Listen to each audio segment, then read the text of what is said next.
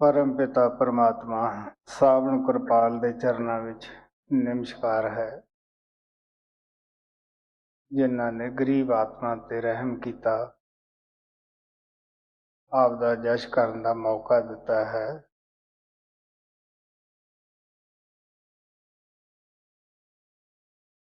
सानू पता है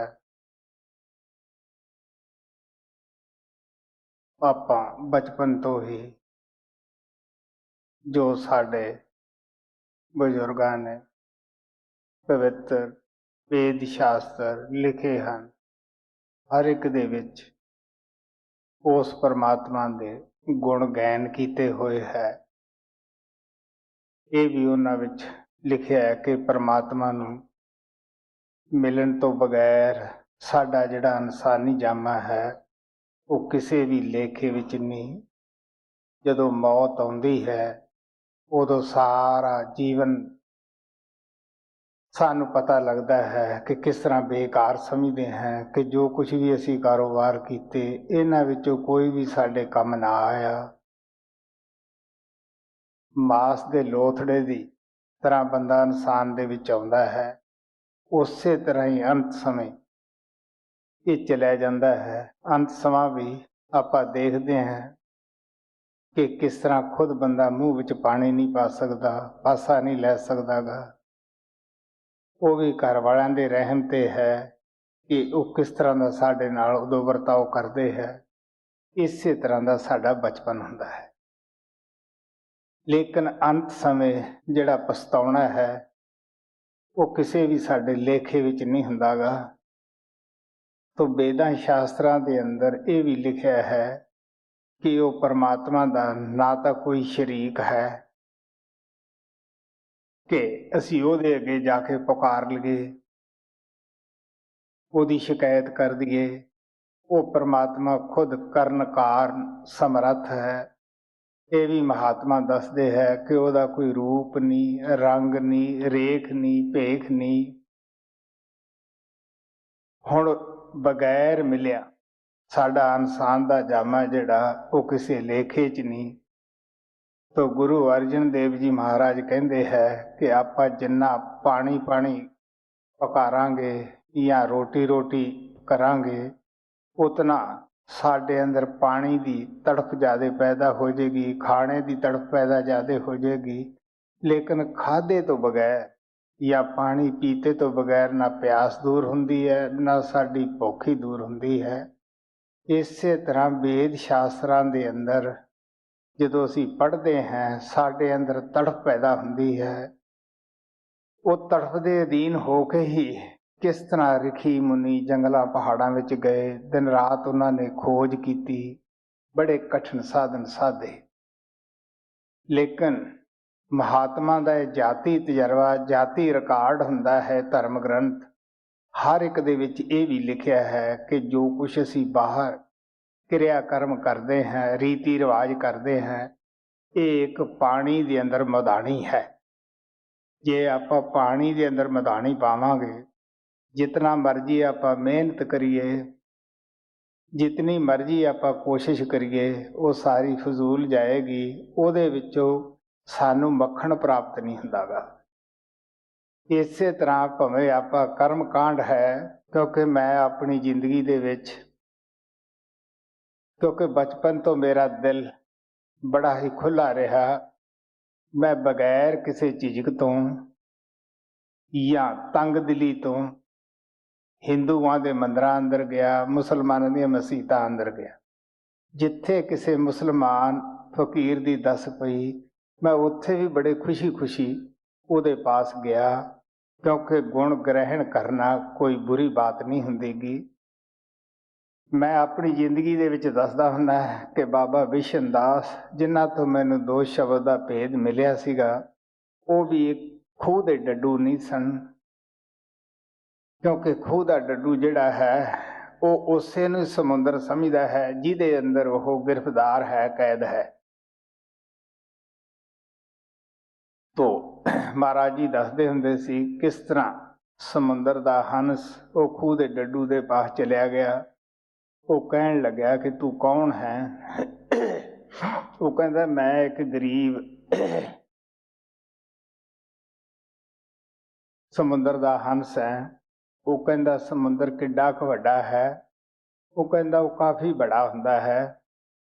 ਹੁਣ ਜਿਹੜੀ ਚੀਜ਼ ਅਸੀਂ ਨਹੀਂ ਦੇਖੀ ਹੁੰਦੀ, ਕਿਉਂਕਿ ਉਹ ਡੱਡੂ ਬਾਹਰ ਤਾਂ ਗਿਆ ਨਹੀਂ ਸੀਗਾ, ਉਹ ਬੜਾ ਰੋਬ ਚਾ ਕੇ ਕਹਿਣ ਲੱਗਿਆ, ਥੋੜ੍ਹੀ ਜਿਹੀ ਦੂਰ ਉਹਦੇ ਵਿੱਚ ਗੇੜਾ ਕੱਟ ਕੇ ਕਹਿੰਦਾ ਏਡਾ ਵੱਡਾ?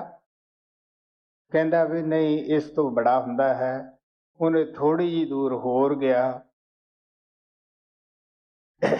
ਅੱਧ ਵਿੱਚ ਹੋ ਕੇ ਕਹਿੰਦਾ ਹੋਰ ਏਡਾ ਵੱਡਾ? ਉਹ ਕਹਿੰਦਾ ਨਹੀਂ, ਇਦੋਂ ਵੀ ਬੜਾ ਹੁੰਦਾ ਹੈ।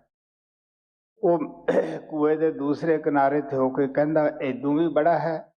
ਉਹ ਕਹਿੰਦਾ ਪਿਆਰਿਆ ਤੂੰ ਮੇਰੇ ਸਾਥ ਚੱਲ, ਮੈਂ ਤੈਨੂੰ ਦਿਖਾ ਦਿੰਦਾ ਹੈ, ਉਹ ਕਾਫੀ ਬੜਾ ਹੁੰਦਾ ਹੈ। ਉਹ ਹੁਣ ਜਿਹੜੇ ਖੂਹ ਦੇ ਵਿੱਚ ਕੈਦ ਹੋਣ ਜਾਣਦੇ ਹੈ, ਉਹਨਾਂ ਨੂੰ ਉੱਥੋਂ ਹੀ ਲੱਜਤ ਆਉਂਦੀ ਹੈ, ਕਿਉਂਕਿ ਉੱਥੇ ਡੱਡੀਆਂ ਵਗੈਰਾ ਪੂਰੇ ਵਗੈਰਾ ਖਾਣ ਨੂੰ ਮਿਲਦੇ ਹੈ, ਤੋ ਉਹ 'ਚੋਂ ਖੁਸ਼ ਹੁੰਦੇ ਹੈ। ਉਹ ਕਹਿੰਦਾ ਇਦੋਂ ਬੜਾ ਹੋ ਹੀ ਨਹੀਂ ਸਕਦਾ ਗਾ। ਇਸੇ ਤਰ੍ਹਾਂ ਅਸੀਂ ਜਿਹੜੇ ਲੋਕ ਕਰਮ ਕਾਂਡ ਦੇ ਵਿੱਚ ਉਲਝੇ ਹੁੰਦੇ ਹੈ, ਉਹ ਪਰਮਾਤਮਾ ਕੀ ਕਰਦਾ ਹੈ, ਜਦੋਂ ਬਹੁਤ ਸਾਰੀ ਆਤਮਾ ਦੀ ਪੁਕਾਰ ਸੁਣਦਾ ਹੈ,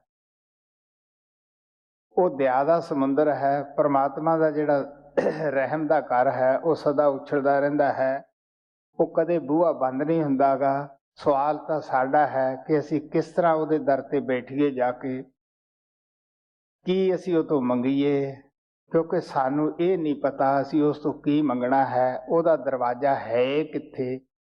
ਕਿਉਂਕਿ ਅਸੀਂ ਤਾਂ ਜਿਹੜੇ ਆਪਦੇ ਹੱਥਾਂ ਪੈਰਾਂ ਨਾਲ ਮੰਦਰ, ਮਸਜਿਦ, ਗੁਰਦੁਆਰੇ ਬਣਾਏ ਹੈ, ਉਸ ਦਰ ਤੇ ਵੀ ਅਸੀਂ ਭੁੱਲੇ ਭਟਕੇ ਜਾ ਵੜੀਏ ਤਾਂ ਜਾ ਵੜੀਏ, ਨਹੀਂ ਤਾਂ ਅਸੀਂ ਉਸ ਤੇ ਵੀ ਜਾਂਦੇ ਨਹੀਂ। ਅਗਰ ਜੇ ਜਾਂਦੇ ਹੈ ਤਾਂ ਸਾਡਾ ਮਨ ਕਿਧਰੇ ਹੁੰਦਾ ਹੈ, ਔਰ ਮੱਥਾ ਅਸੀਂ ਜ਼ਰੂਰ ਉੱਥੇ ਟੇਕਦੇ ਹਾਂ, ਤਾਂ ਰੱਬ ਦੇ ਦਰ ਦਾ ਸਾਨੂੰ ਕਿੱਥੇ ਪਤਾ ਹੈ।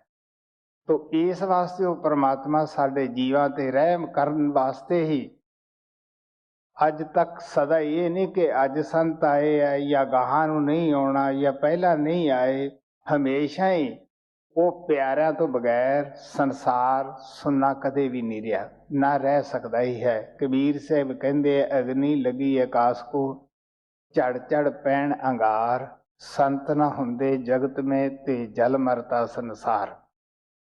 ਹੁਣ ਜਦੋਂ ਸੰਤ ਮਹਾਤਮਾ ਆਉਂਦੇ ਹੈ, ਉਸ ਵੇਲੇ ਜਿਹੜੇ ਕਰਮਕਾਂਡੀ ਲੋਕ ਹੁੰਦੇ ਹੈ, ਕਿਉਂਕਿ ਸੰਤ ਅਗਰ ਉਸੇ ਰੀਤੀ ਰਿਵਾਜ ਵਿੱਚ ਸਾਨੂੰ ਲਾ ਦੇਣ, ਤੁਸੀਂ ਸੋਚ ਕੇ ਦੇਖ ਲਓ, ਉਹ ਤਾਂ ਅਸੀਂ ਪਹਿਲਾਂ ਹੀ ਕਰ ਕਰਕੇ ਥੱਕੇ ਪਏ ਹੁੰਦੇ ਹੈ, ਸਾਨੂੰ ਕੁਛ ਹਾਸਲ ਨਹੀਂ ਹੁੰਦਾ ਗਾ। ਇਸ ਵਾਸਤੇ ਸੰਤ ਆ ਕੇ ਸਾਨੂੰ ਉਹ ਦਰ, ਜਿਸ ਦਰ ਤੋਂ ਕਦੇ ਕੋਈ ਖਾਲੀ ਨਹੀਂ ਗਿਆ, ਜੋ ਪਰਮਾਤਮਾ ਦਾ ਦਰ ਹੈ, ਉਸ ਦਰ ਤੇ ਬੈਠਣਾ ਦੱਸਦੇ ਹੈ। ਉਸ ਤੋਂ ਕੀ ਮੰਗਣਾ, ਨਾਮ ਮੰਗਣਾ ਦੱਸਦੇ ਹੈ। ਫਿਰ ਉਹ ਵੀ ਦੱਸਦੇ ਹੈ ਕਿ ਉਹ ਨਾਮ ਲਿਖਣ ਪੜ੍ਹਨ ਬੋਲਣ ਵਿੱਚ ਨਹੀਂ ਆਉਂਦਾ ਗਾ। ਉਸ ਵੇਲੇ ਜਿਹੜੇ ਰੀਤੀ ਰਿਵਾਜ ਦੇ ਵਿੱਚ ਕਰਮ ਕਾਂਡ ਦੇ ਵਿੱਚ ਉਲਝੇ ਹੁੰਦੇ ਹੈ, ਉਹ ਲੋਕ ਖੂਹ ਦੇ ਡੱਡੂ ਦੀ ਤਰ੍ਹਾਂ ਉਸ ਚੀਜ਼ ਨੂੰ, ਹਾਲਾਂਕਿ ਵੇਦਾਂ ਸ਼ਾਸਤਰਾਂ ਦੇ ਅੰਦਰ ਉਹਨਾਂ ਦਾ ਖੰਡਨ ਹੁੰਦਾ ਹੈ, ਫਿਰ ਵੀ ਮੰਨਣ ਵਾਸਤੇ ਤਿਆਰ ਨਹੀਂ ਹੁੰਦੇ ਗੇ। ਉਹ ਲੋਕ ਮਹਾਤਮਾ ਦੀ ਫਿਰ ਨਿੰਦਿਆ ਕਰਦੇ ਹੈ ਕਿ ਜੀ ਇਹ ਇਸ ਤਰ੍ਹਾਂ ਕਿਉਂ ਕਰਦੇ ਹੈ। ਇਸੇ ਤਰ੍ਹਾਂ ਗੁਰੂ ਨਾਨਕ ਦੇਵ ਜੀ ਮਹਾਰਾਜ ਜਦ ਸੰਸਾਰ ਦੇ ਵਿੱਚ ਆਏ, ਕਬੀਰ ਸਾਹਿਬ ਆਏ, ਉਦੋਂ ਆਮ ਦੋ ਹੀ ਸਮਾਜ ਜਿਹੜੇ ਸੀਗੇ ਮਸ਼ਹੂਰ ਸਨ, ਤਕੜੇ ਸਨ, ਹਿੰਦੂ ਔਰ ਮੁਸਲਮਾਨ। ਤੁਸੀਂ ਦੇਖ ਲਓ ਕਿ ਉਹਨਾਂ ਲੋਕਾਂ ਨੇ ਸੰਤਾਂ ਨੂੰ ਖੁੱਲ੍ਹੇ ਦਿਲ ਨਾਲ ਨਾਮ ਦਾ ਪ੍ਰਚਾਰ ਨਹੀਂ ਕਰਨ ਦਿੱਤਾ। ਕਿਸ ਤਰ੍ਹਾਂ ਉਹਨਾਂ ਨੇ ਮਹਾਤਮਾ ਨੂੰ ਕਸ਼ਟ ਦਿਵਾਏ, ਸਿਰਫ ਉਸ ਰੀਤੀ ਰਿਵਾਜ ਦੇ ਅੰਦਰ ਕੈਦ ਹੋਣ ਕਰਕੇ ਕਿ ਇਦੋਂ ਉੱਪਰ ਇਹ ਕਿਉਂ ਦੱਸਦੇ ਹੈ। ਤੋ ਅੱਜ ਤੁਹਾਨੂੰ ਪਤਾ 700-800 ਸਮਾਜ ਹੈ। ਅੱਜ ਤੁਸੀਂ ਦੇਖ ਲਓ, ਜਦੋਂ ਦੋ ਸਮਾਜਾਂ ਦੇ ਵਿੱਚ ਹੋਕਾ ਦੇਣਾ ਪਵਿੱਤਰ ਆਤਮਾ ਨੂੰ ਮੁਸ਼ਕਿਲ ਸੀ, ਅੱਜ 700-800 ਸਮਾਜ ਜਿਹੜੀ ਹੈ ਇਹਦੇ ਵਿੱਚ ਕਿਤਨਾ ਮੁਸ਼ਕਿਲ ਹੈ। ਲੇਕਿਨ ਫਿਰ ਵੀ ਜੋ ਡਿਊਟੀ ਪਰਮਾਤਮਾ ਨੇ ਆਪਦੇ ਪਿਆਰੇ ਬੱਚਿਆਂ ਦੇ ਜ਼ਿੰਮੇ ਲਾਈ ਹੈ, ਉਹ ਨਤੜਕ ਹੋ ਕੇ ਦੁਨੀਆ ਦੇ ਵਿੱਚ ਆ ਕੇ ਹੋਕਾ ਦਿੰਦੇ ਹੈ। ਤਾਂ ਗੁਰੂ ਨਾਨਕ ਦੇਵ ਜੀ ਜਦ ਆਏ, ਕਿਉਂਕਿ ਆਮ ਤੌਰ ਤੇ ਅਸੀਂ ਲੋਕ ਕਹਿ ਦਿੰਦੇ ਆ ਕਿ ਜੀ ਇਹ ਲੋਕ ਤੀਰਥਾਂ ਤੇ ਨਹੀਂ ਜਾਂਦੇ, ਇਹ ਤੀਰਥ ਕਿਉਂ ਨਹੀਂ ਕਰਦੇ ਹੈ। ਹਾਲਾਂਕਿ ਸੰਤ ਮਹਾਤਮਾ ਬੜੇ ਪਿਆਰ ਨਾਲ ਕਹਿੰਦੇ ਕਿ ਜਿਤਨੇ ਵੀ ਤੀਰਥ ਬਣੇ ਹੈ ਇਹ ਸੰਤਾਂ ਦੇ ਪ੍ਰਤਾਪ ਨਾਲ ਹੀ ਬਣੇ ਹੈ। ਅਗਰ ਸੰਤ ਮਹਾਤਮਾ ਉਸ ਜਗ੍ਹਾ ਤੇ ਬੈਠ ਕੇ ਤਪ ਅਭਿਆਸ ਨਾ ਕਰਦੇ ਤੇ ਉਹਨਾਂ ਨੂੰ ਅੱਜ ਕੌਣ ਲੋਕ ਉੱਥੇ ਤੀਰਥ ਬਣਾਉਂਦਾ। ਹਰਿਦੁਆਰ ਦਾ ਤੁਸੀਂ ਲੈ ਲਓ ਕਿ ਉੱਥੇ ਰਾਮਚੰਦਰ ਜੀ ਮਹਾਰਾਜ ਨੇ ਤਪ ਅਭਿਆਸ ਕੀਤਾ, ਆਪ ਦਾ ਸਤਸੰਗ ਵਗੈਰਾ ਚਲਾਇਆ। ਅੱਜ ਅਸੀਂ ਲੋਕ ਕੀ ਕਰਦੇ ਹਾਂ, ਜਦੋਂ ਉੱਥੇ ਮਹਾਤਮਾ ਹੁੰਦੇ ਹੈ ਉਦੋਂ ਬੜੀ ਰੌਣਕ ਹੁੰਦੀ ਹੈ, ਉੱਥੇ ਸਚਾਈ ਦਾ ਪ੍ਰਚਾਰ ਹੁੰਦਾ ਹੈ, ਉੱਥੇ ਕੋਈ ਗੁੱਟਬੰਦੀ ਨਹੀਂ ਹੁੰਦੀ ਗੀ।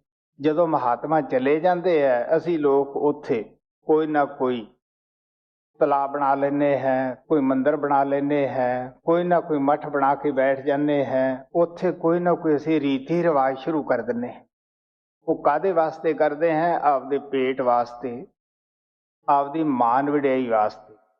ਜਿੰਨਾ ਮਹਾਤਮਾ ਦਾ ਉਪਦੇਸ਼ ਸਾਰੇ ਸੰਸਾਰ ਨੂੰ ਹੁੰਦਾ ਹੈ, ਕਿਉਂਕਿ ਸੰਤ ਮਹਾਤਮਾ ਸਾਰੇ ਸੰਸਾਰ ਵਾਸਤੇ ਆਉਂਦੇ ਹੈ, ਉਹਨਾਂ ਨੂੰ ਆਪਾਂ ਜਾਂ ਤਾਂ ਜ਼ਿਲ੍ਹਿਆਂ 'ਚ ਬੰਦ ਕਰਦੇ ਹਾਂ ਜਾਂ ਸੂਬਿਆਂ 'ਚ ਜਾਂ ਕਿਸੇ ਖਾਸ ਮੁਲਕ ਦੇ ਅੰਦਰ ਆਪਾਂ ਉਹਨਾਂ ਦੇ ਉਪਦੇਸ਼ ਨੂੰ ਕੈਦ ਕਰਦੇ ਹਾਂ। ਤੁਸੀਂ ਦੇਖ ਲਓ, ਇਦੋਂ ਵੱਧ ਉਹਨਾਂ ਦੇ ਮਾਲਕ ਦੇ ਪਿਆਰਿਆਂ ਨਾਲ ਆਪਾਂ ਕੀ ਬੇਇਨਸਾਫੀ ਕਰਾਂਗੇ ਬਈ। ਮਹਾਤਮਾ ਤਾਂ ਸਾਰਿਆਂ ਵਾਸਤੇ ਹੁੰਦੇ ਹੈ, ਉਹਨਾਂ ਦਾ ਉਪਦੇਸ਼ ਵੀ ਸਾਰਿਆਂ ਵਾਸਤੇ ਹੁੰਦਾ ਹੈ। ਤੋ ਜਦ ਗੁਰੂ ਨਾਨਕ ਦੇਵ ਜੀ ਮਹਾਰਾਜ ਆਏ, ਉਹਨਾਂ ਨੂੰ ਹਰ ਆਦਮੀ ਨੇ ਕਰਾਈਆ ਕਹਿਣਾ ਸ਼ੁਰੂ ਕੀਤਾ ਕਿ ਲੋਕਾਂ ਦੇ ਦਿਮਾਗ ਵਿਗਾੜਦਾ ਹੈ। ਤੋ ਆਪ ਨੇ ਤੀਰਥਾਂ ਦੇ ਉੱਤੇ ਗਏ, ਕੁਰਕਸ਼ੇਤਰ ਗਏ, ਉੱਥੇ ਵੀ ਐਸਾ ਹੀ ਕੌਤਕ ਕੀਤਾ, ਔਰ ਹਰਿਦੁਆਰ ਗਏ ਤੇ ਐਸਾ ਹੀ ਕੀਤਾ। ਤੋ ਹਰਿਦੁਆਰ ਦਾ ਕੁੰਭ ਲੱਗਿਆ ਹੋਇਆ ਸੀ, ਗੁਰੂ ਨਾਨਕ ਦੇਵ ਜੀ ਉਸ ਜਗ੍ਹਾ ਗਏ, ਬੜਾ ਉੱਥੇ ਦਿਨ ਚੜ੍ਹਦੇ ਨਾਲ ਰੀਤੀ ਰਿਵਾਜ ਲੱਗਿਆ ਹੋਇਆ ਸੀਗਾ। ਹੁਣ ਸੰਤ ਕੋਈ ਨਾ ਕੋਈ ਐਸਾ ਕੌਤਕ ਕਰਦੇ ਹੁੰਦੇ ਹੈ, ਕੋਈ ਨਾ ਕੋਈ ਐਸੀ ਗੱਲ ਕਰ ਦਿੰਦੇ ਹੈ ਜਿਹਦੇ ਨਾਲ ਪ੍ਰੇਮੀ ਲੋਕ ਉਧਰ ਨੂੰ ਖਿੱਚੇ ਜਾਂਦੇ ਹੈ, ਦੂਸਰੇ ਲੋਕ ਜਿਹੜੇ ਹੈ ਉਹ ਨਿੰਦਿਆ ਕਰਕੇ ਉੱਥੋਂ ਦੂਰ ਰਹਿ ਜਾਂਦੇ ਹੈ। ਤੋ ਗੁਰੂ ਸਾਹਿਬ ਨੇ ਆਪ ਦੀ ਤਰਫ ਲੋਕਾਂ ਨੂੰ ਆਕਰਸ਼ਿਤ ਕਰਨ ਦੀ ਖਾਤਰ ਜਦ ਸੁਬਾਹ ਆਪੋ ਆਪਣਾ ਰੀਤੀ ਰਿਵਾਜ ਕਰੀ ਜਾਂਦੇ ਸੀਗੇ, ਪੂਰਬ ਦੀ ਤਰਫ ਪਾਣੀ ਦੇਈ ਜਾਂਦੇ ਸੀਗੇ, ਤੇ ਗੁਰੂ ਨਾਨਕ ਦੇਵ ਜੀ ਪੱਛਮ ਦੀ ਤਰਫ ਮੂੰਹ ਕਰਕੇ ਉੱਥੋਂ ਗੰਗਾ ਦੇ ਵਿੱਚੋਂ ਪਾਣੀ ਉਛਾਲਣ ਲੱਗ ਪਏ। ਤੁਹਾਨੂੰ ਪਤਾ ਹੈ ਕਿ ਸਾਰੀ ਜਿੰਨੀ ਉੱਥੇ ਭੰਡੇ ਵਗੈਰਾ ਸੀ, ਤੀਰਥ ਯਾਤਰੀ ਸੀ, ਸਾਰੇ ਉੱਥੇ ਪਾਣੀ ਪੂਰਬ ਦੀ ਤਰਫ ਦੇ ਰਹੇ ਸੀਗੇ। ਜਦ ਇੱਕ ਆਦਮੀ ਇਸ ਤਰ੍ਹਾਂ ਦਾ ਕੌਤਕ ਕਰੇ ਤਾਂ ਫਿਰ ਇਹ ਕੀ ਗੱਲ ਹੈ ਕਿ ਉੱਥੇ ਸਵਾਲ ਨਾ ਹੋਣ ਜਾਂ ਉਹਦੇ ਉਦਾਲੇ ਲੋਕ ਨਾ ਹੋਣ। ਉਹਨਾਂ ਨੇ ਕਿਹਾ ਇਹ ਕੌਣ ਆਦਮੀ ਹੈ ਕਿ ਜਿਹੜਾ ਇਸ ਤਰ੍ਹਾਂ ਦਾ ਪੱਛਮ ਦੀ ਤਰਫ ਪਾਣੀ ਦੇ ਰਿਹਾ ਹੈ। ਉਸ ਨੂੰ ਆ ਕੇ ਕਹਿਣ ਲੱਗੇ ਕਿ ਤੂੰ ਇਹ ਕੀ ਕਰਦਾ ਹੈ, ਤੂੰ ਉਹ ਕਿ ਪਾਣੀ ਕਿੱਧਰ ਨੂੰ ਦੇ ਰਿਹਾ ਹੈ, ਤੂੰ ਹਿੰਦੂ ਹੈ ਜਾਂ ਮੁਸਲਮਾਨ ਹੈ?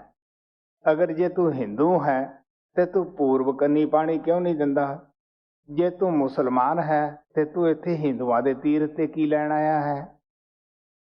ਗੁਰੂ ਨਾਨਕ ਸਾਹਿਬ ਕਹਿਣ ਲੱਗੇ ਦੇਖ ਬਈ, ਇਹ ਜਿਹਾ ਤੁਸੀਂ ਇੱਧਰ ਪਾਣੀ ਕਿੱਥੇ ਦਿੰਦੇ ਹੋ ਕਿ ਅਸੀਂ ਆਪਦੇ ਪਿਤਰਾਂ ਨੂੰ ਪਾਣੀ ਦਿੰਦੇ ਹਾਂ, ਸੂਰਜ ਨੂੰ ਪਾਣੀ ਦਿੰਦੇ ਹੈ, ਤਾਂ ਕਿ ਉਹ ਕਿਤਨੀ ਦੂਰ ਹੈ, ਤਾਂ ਕਿ ਇਹਦਾ ਤਾਂ ਸਾਨੂੰ ਪਤਾ ਨਹੀਂ, ਉਹ ਪਤਾ ਨਹੀਂ ਕਿੰਨੇ ਹਜ਼ਾਰ ਯੋਜਨ ਕੋਹ ਹੈ, ਤੋ ਸਾਨੂੰ ਪੱਕਾ ਤਾਂ ਪਤਾ ਨਹੀਂ ਗਾ।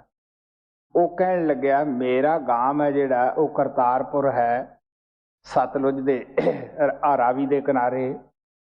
ਤੋ ਮੈਂ ਜਦ ਆਉਂਦਾ ਸੀ, ਮੈਂ ਕਿਸਾਨ ਹੈ, ਮੈਂ ਖੇਤੀ ਬੀਜ ਕੇ ਆਇਆ ਸੀਗਾ, ਤੋ ਇਸ ਵਾਸਤੇ ਮੈਂ ਉਧਰ ਆਪਣੀ ਖੇਤੀ ਨੂੰ ਪਾਣੀ ਦਿੰਦਾ ਹੈ, ਤਾਂ ਕਿ ਉਹ ਕਿਤਨੀ ਦੂਰ ਹੈ ਕਿ 300 ਮੀਲ ਹੈ। ਉਹ ਕਹਿੰਦੇ ਅੰਧੇਰ ਕਦੇ 300 ਮੀਲ ਇੱਥੇ ਹੱਥਾਂ ਨਾਲ ਪਾਣੀ ਜਾ ਵੜੇਗਾ। ਉਹ ਕਹਿੰਦਾ ਜੇ ਮੇਰਾ 300 ਮੀਲ ਪਾਣੀ ਨਹੀਂ ਜਾਂਦਾ ਤੇ ਤੁਹਾਨੂੰ ਤੁਹਾਡੇ ਪਿਤਰਾਂ ਦਾ ਜਾਂ ਸੂਰਜ ਦਾ ਗਿਆਨ ਹੀ ਨਹੀਂ ਕਿ ਕਿੰਨੇ ਕੋਹ ਹੈ। ਉਸ ਤੋਂ ਬਾਅਦ ਕੋਈ ਉੱਥੇ ਸੰਧਿਆ ਤਰਪਣ ਆਪੋ ਆਪਣਾ ਰੀਤੀ ਰਿਵਾਜ ਕਰ ਰਹੇ ਸੀਗੇ, ਤੇ ਗੁਰੂ ਸਾਹਿਬ ਨੂੰ ਕਹਿੰਦੇ ਵੀ ਤੂੰ ਅਗਰ ਹਿੰਦੂ ਆ ਤੂੰ ਕਿਉਂ ਨਹੀਂ ਕਰਦਾ? ਉਹ ਕਹਿਣ ਲੱਗਾ ਵੀ ਤੁਸੀਂ ਕਿਹੜਾ ਕਰਦੇ ਹੋ? ਕੋਈ ਤਾਂ ਬਾਜ਼ਾਰ 'ਚ ਸੌਦਾ ਖਰੀਦਦਾ ਫਿਰਦਾ ਹੈ, ਕੋਈ ਕਿਸੇ ਥਾਂ ਤੁਰਿਆ ਫਿਰਦਾ, ਕੋਈ ਕਿਸੇ ਥਾਂ ਤੁਰਿਆ ਫਿਰਦਾ ਹੈ, ਕੀ ਤੁਸੀਂ ਇੱਥੇ ਹੋ ਜਦੋਂ ਮਾਲਾ ਫੇਰਦੇ ਹੋ? ਹੁਣ ਸਾਰੇ ਬੜੇ ਹੈਰਾਨ ਵੀ ਇੱਕ ਮਾਮੂਲੀ ਜਿਹਾ ਆਦਮੀ ਸਾਡੇ ਅੰਦਰ ਦਾ ਸਭ ਕੁਝ ਦੱਸੀ ਜਾਂਦਾ ਹੈ। ਖੈਰ ਉਹਨਾਂ ਵਿੱਚੋਂ ਕਈ ਪ੍ਰੇਮੀ ਵੀ ਸੀ। ਇੱਕ ਆਦਮੀ ਨੇ, ਪੰਡਤ ਨੇ, ਜਿਹੜਾ ਕਿ ਉਹਨਾਂ ਦੇ ਅੰਦਰੂਨੀ ਰਾਜ ਦਾ ਵਾਕਫ ਸੀ, ਉਹਨਾਂ ਨੇ ਘਰੇ ਖਾਣਾ ਤਿਆਰ ਕਰਕੇ ਗੁਰੂ ਨਾਨਕ ਨੂੰ ਕਿਹਾ, ਆਓ ਜੀ ਮੇਰੇ ਗ੍ਰਹਿ ਵਿਖੇ ਤੁਸੀਂ ਮੇਰੇ ਘਰ ਨੂੰ ਪਵਿੱਤਰ ਕਰੋ। ਜਦ ਗੁਰੂ ਨਾਨਕ ਦੇਵ ਜੀ ਉਸ ਪੰਡਤ ਦੇ ਨਾਲ ਜਾ ਰਹੇ ਸੀ ਘਰ ਨੂੰ, ਤਾਂ ਰਸਤੇ ਦੇ ਵਿੱਚ ਬਹੁਤ ਸਾਰੇ ਪੰਡਤਾਂ ਦੇ ਚੌਂਕੇ ਦੇਖੇ। ਸਭ ਨੇ ਕਾਰਾਂ ਕੱਢੀਆਂ ਹੋਈਆਂ ਸੀਗੀਆਂ, ਪੋਚੇ ਵਗੈਰਾ, ਗੋਬਰ ਵਗੈਰਾ ਦਾ ਸਭ ਕੁਝ ਕੀਤਾ ਹੋਇਆ ਸੀਗਾ। ਤਾਂ ਗੁਰੂ ਨਾਨਕ ਦੇਵ ਜੀ ਨੇ ਜਾਣ ਕੇ ਇੱਕ ਪੰਡਤ ਦੇ ਚੌਂਕੇ 'ਚ ਪੈਰ ਰੱਖਦਾ। ਫੇਰ ਤਾਂ ਤੂਫਾਨ ਆ ਗਿਆ ਕਿ ਤੂੰ ਸਾਡਾ ਚੌਂਕਾ ਜਿਹੜਾ ਇਹ ਭ੍ਰਿਸ਼ਟ ਕਰਤਾ ਬਈ। ਗੁਰੂ ਨਾਨਕ ਸਾਹਿਬ ਕਹਿਣ ਲੱਗੇ ਵੀ ਮੈਂ ਤਾਂ ਕੋਈ ਭ੍ਰਿਸ਼ਟ ਨਹੀਂ ਕੀਤਾ ਤੁਹਾਡਾ ਚੌਂਕਾ। ਹਾਂ ਤੁਸੀਂ ਜ਼ਰੂਰ ਭ੍ਰਿਸ਼ਟ ਕੀਤਾ ਹੋਇਆ ਹੈ। ਉਹ ਕਹਿੰਦੇ ਰਾਮ ਰਾਮ ਰਾਮ, ਕਦੇ ਇਹ ਹੋ ਸਕਦਾ ਹੈ? ਅਸੀਂ ਕਿਵੇਂ ਭ੍ਰਿਸ਼ਟ ਕਰ ਦਿੱਤਾ? ਇਹ ਤਾਂ ਤੜਕੇ ਉੱਠ ਕੇ ਨਹਾਤੇ हैं, 2 ਧੋਤੀਆਂ ਰੱਖਦੇ ਹਾਂ ਅਸੀਂ। ਅਗਰ ਦੁਬਾਰੇ ਵੀ ਨਹਾਉਣਾ ਪੈ ਜਾਵੇ ਤਾਂ ਅਸੀਂ ਇੱਕ ਧੋਤੀ ਫਾਲਤੂ ਰੱਖਦੇ ਹਾਂ। ਇਹ ਤਾਂ ਛਿੱਟਾ ਕਿਸੇ ਦਾ ਪੈਣ ਨਹੀਂ ਦਿੰਦੇ, ਹਰੀਜਨ ਦੇ ਜਾਂ ਚੂੜੇ ਦੇ ਤਾਂ ਅਸੀਂ ਪਾਸੇ ਨੇੜੇ ਵੀ ਨਹੀਂ ਆਉਂਦੇਗੇ। ਆਹ ਦੇਖ 2 ਚੁੱਲ੍ਹੇ ਅਸੀਂ ਬਣਾਏ ਹੋਏ ਹੈ, ਅਗਰ ਕੋਈ ਅੱਗ ਲੈਣ ਆ ਜਾਵੇ ਤਾਂ ਅਸੀਂ ਉਸ 'ਚੋਂ ਦੇਵਾਂਗੇ। तो गुरु नानक देव जी महाराज ने उन्हें परथाए शब्द उचार के ज्ञान कराया कि देखो प्यारिओ, मैं इंसान है, तुहाडे चौंकियां दे अंदर तो पहले ही कुत्ते बैठे है, चूड़े बैठे है, वो चंडाल बैठे है कि इन्हां नालों भिजिया तुहाडा चौंका नहीं पिटिया गया तो मेरे पैरां नाल की पिटिया जाना है। ये बड़ा गौर नाल सुनने वाला है कि किस तरह वो सवाल करते हैं कि साडे अंदर फिर वो नाम टिकदा क्यों नहीं। गुरु नानक साहब जी उन्हां दा हर तरह दे नाल भरम दूर करते हैं। हुण सवाल पैदा हुंदा है, महाराज सावण सिंह कहंदे हुंदे सीगे कि संत जदों संसार दे विच आउंदे है वो सिर्फ साडा वहम भरम दूर करके ते परमात्मा की तरफ लाउंदे है। लेकिन असी जीव जिहड़े हैं अजीब ही किस्म के मालक हैं। अगर महात्मा एक किस्म का वहम कढ़दा है तो असी 25 किस्म के होर पा के बैठ जाते हैं। सो गौर न सुनो जी। श्री राग महला पहला, पन्ना नंबर 15। लाभ को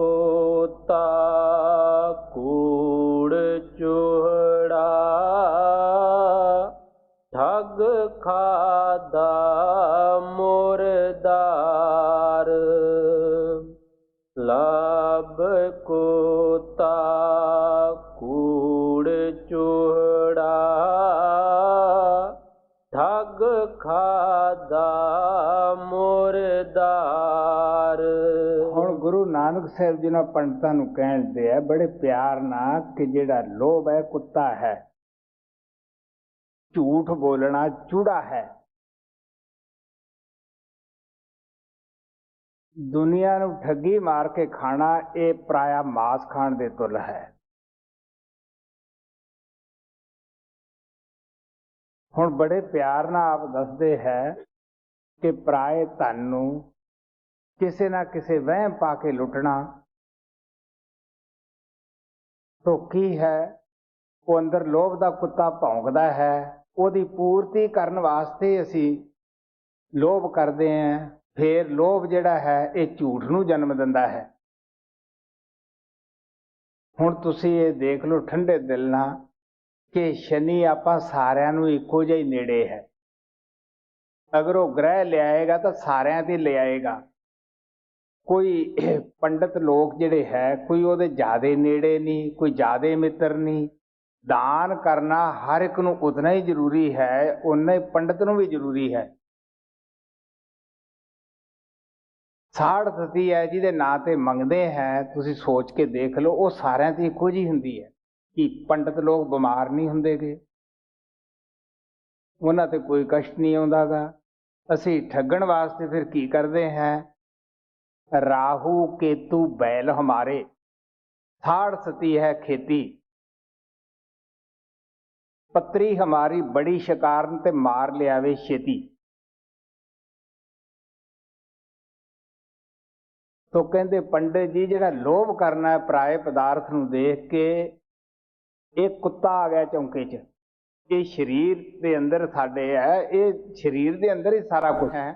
लभ कुत्ता, ये शरीर ही जो पवित्र नहीं तुहाडा, लभ कुत्ता, ये अंदर तो कुत्ता बैठा है।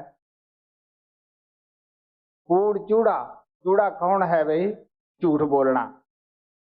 जे झूठ बोलते हैं कादे वास्ते, आपकी पूर्ति करने वास्ते।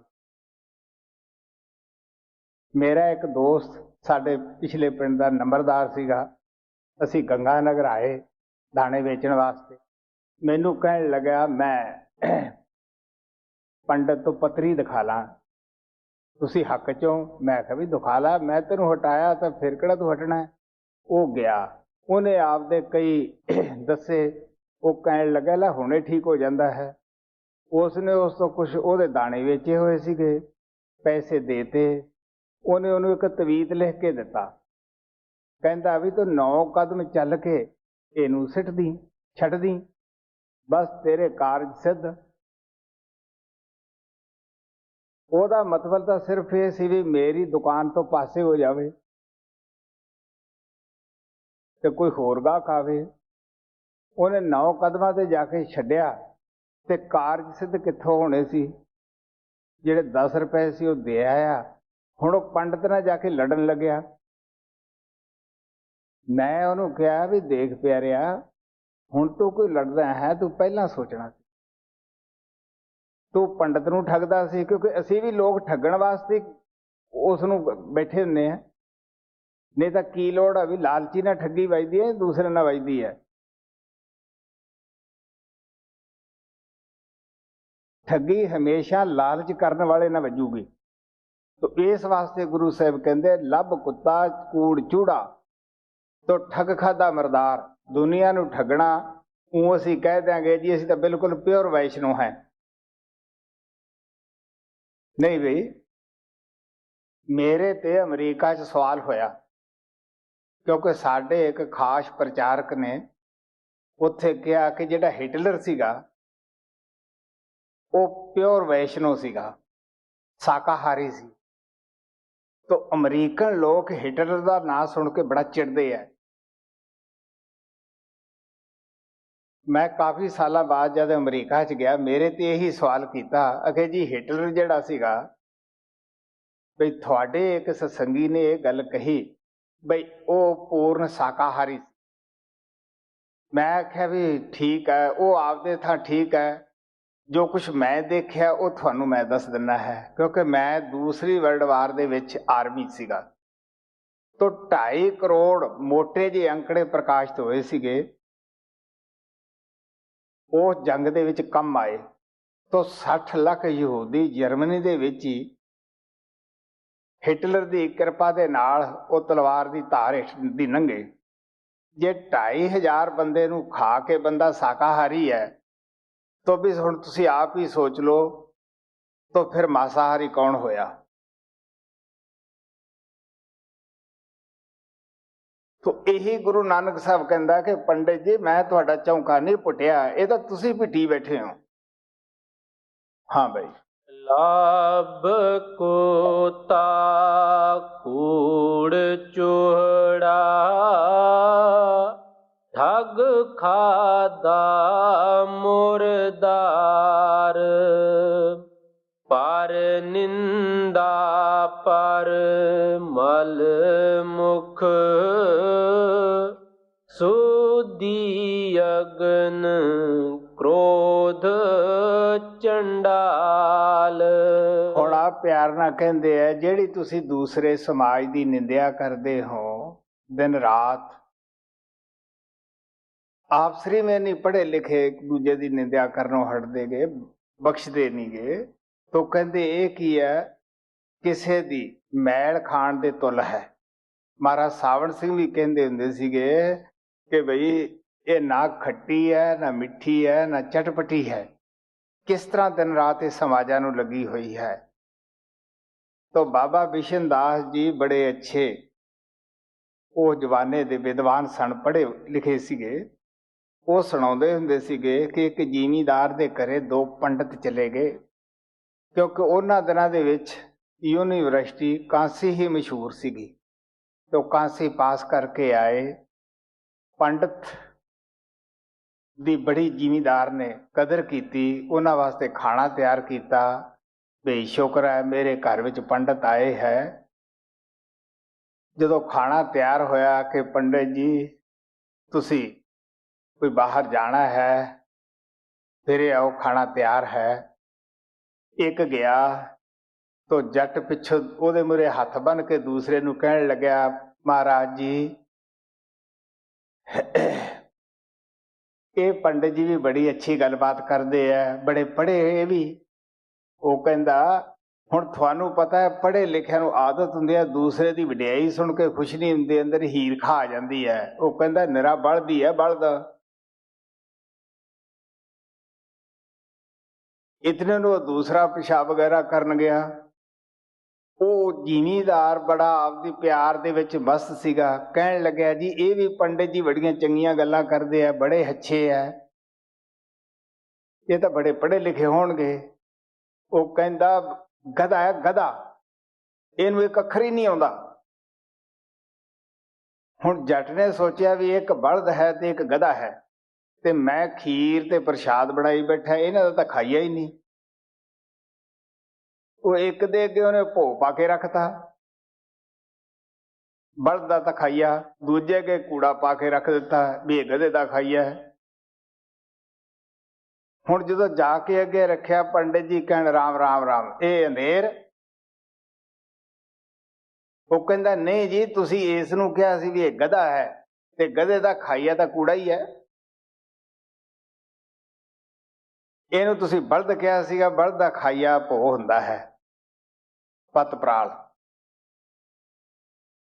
ਉਹ ਵਿਦਵਾਨ ਆਪਦੀ ਕਰਨੀ ਤੇ ਸ਼ਰਮਿੰਦੇ ਹੋਏ ਵੀ ਓਹੋ, ਇਸ ਤਰ੍ਹਾਂ ਪਿਆਰ ਨਾਲ ਕਹਿੰਦੇ ਹੈ ਕਿ ਕਿਸੇ ਦੀ ਨਿੰਦਿਆ ਕਰਨੀ ਇਹ ਉਹਦੀ ਮੈਲ ਖਾਣ ਦੇ ਤੁੱਲ ਹੈ। ਨਿੰਦਿਆ ਤਾਂ ਪਾਪੀ ਦੀ ਵੀ ਗੁਰੂ ਨਾਨਕ ਕਹਿੰਦੇ ਕਰੀ ਮਾੜੀ ਹੈ, ਤੇ ਜੇ ਆਪਾਂ ਕਿਸੇ ਅੱਛੇ ਆਦਮੀ ਦੀ ਨਿੰਦਿਆ ਕਰਾਂਗੇ ਤੇ ਸੋਚ ਕੇ ਦੇਖ ਲਓ ਉਹ ਕਿੱਥੇ ਬਈ ਉਹਦੇ ਭੁਗਤਾਨ ਹੋਏਗਾ। ਅੰਤਰ ਕ੍ਰੋਧ ਚੰਡਾਲ। ਤੋ ਜਦੋਂ ਅਸੀਂ ਕ੍ਰੋਧ ਵਿੱਚ ਹੁੰਨੇ ਹਾਂ, ਉਹਦੇ ਨਾਲ ਆਪਾਂ ਬੁਰੇ ਲਫ਼ਜ਼ ਬੋਲਦੇ ਹਾਂ, ਦੂਸਰੇ ਦਾ ਦਿਲ ਹੈ ਆਪਾਂ ਦਿਖਾਉਂਦੇ ਹਾਂ। ਕਥਾ ਆਉਂਦੀ ਹੈ ਕਿ ਕਿਸ ਤਰ੍ਹਾਂ ਇੱਕ ਪੰਡਤ ਰਾਜ ਦਰਬਾਰ ਦੇ ਅੰਦਰ ਕਥਾ ਕਰਦਾ ਹੁੰਦਾ ਸੀਗਾ। ਇੱਕ ਦਿਨ ਰਾਜਾ ਕਿਸੇ ਨਾਲ ਬਾਤ ਕਰਦਾ ਸੀਗਾ, ਉਹ ਪੰਡਤ ਦਾ ਆਦਰ ਨਾ ਕੀਤਾ। ਪੰਡਤ ਜੀ ਬੜੇ ਘਬਰਾਏ ਵੀ ਮੇਰਾ ਆਦਰ ਨਹੀਂ ਕੀਤਾ। ਉਹ ਗੁੱਸੇ 'ਚ ਆਇਆ, ਆਪਦੇ ਘਰ ਚਲਿਆ ਗਿਆ। ਮਗਰੋਂ ਰਾਜੇ ਨੇ ਦੇਖਿਆ ਟਾਈਮ ਹੋ ਗਿਆ, ਪੰਡਿਤ ਜੀ ਕਥਾ ਨਹੀਂ ਕਰਦੇ ਗਏ। ਅਖੇ ਜੀ ਉਹ ਤਾਂ ਆਏ ਸੀਗੇ, ਤੁਹਾਡਾ ਧਿਆਨ ਹੋਰ ਪਾਸੇ ਗੱਲ ਕਰਦੇ ਸੀ, ਉਹ ਗੁੱਸੇ ਹੋ ਕੇ ਚਲੇ ਗਏ ਆ। ਉਹਨਾਂ ਨੇ ਬੰਦਾ ਭੇਜਿਆ। ਹੁਣ ਉਹ ਗਰਮ ਸਨ, ਨਹੀਂ ਆਏ। ਹੋਰ ਬਥੇਰੇ ਭੇਜੇ, ਆਖਰ ਰਾਜਾ ਗਿਆ, ਪੰਡਿਤ ਜੀ ਨਾ ਆਏ। ਉੱਥੇ ਇੱਕ ਚੂੜਾ ਬੈਠਾ ਸੀਗਾ, ਭੰਗੀ ਨੌਕਰ। ਉਹ ਆਦਾ ਜੀ ਜੇ ਮੈਨੂੰ ਆ ਕਹਿ ਦਿਓ ਤਾਂ ਮੈਂ ਲਿਆਉਣਾ।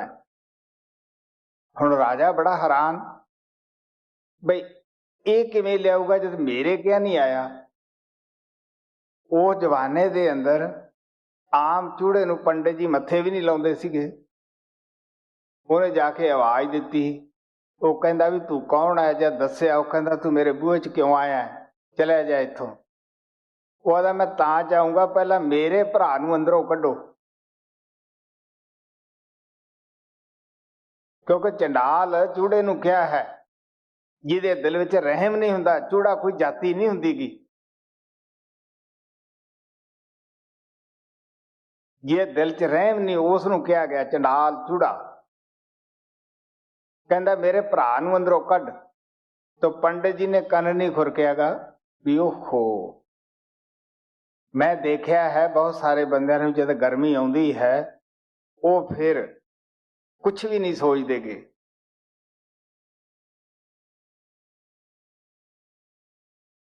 तो इस वास्ते गुरु साहब प्यार ना कहते है पर निंदा पर मल मुख सुद्धि अगन क्रोध चंडाल।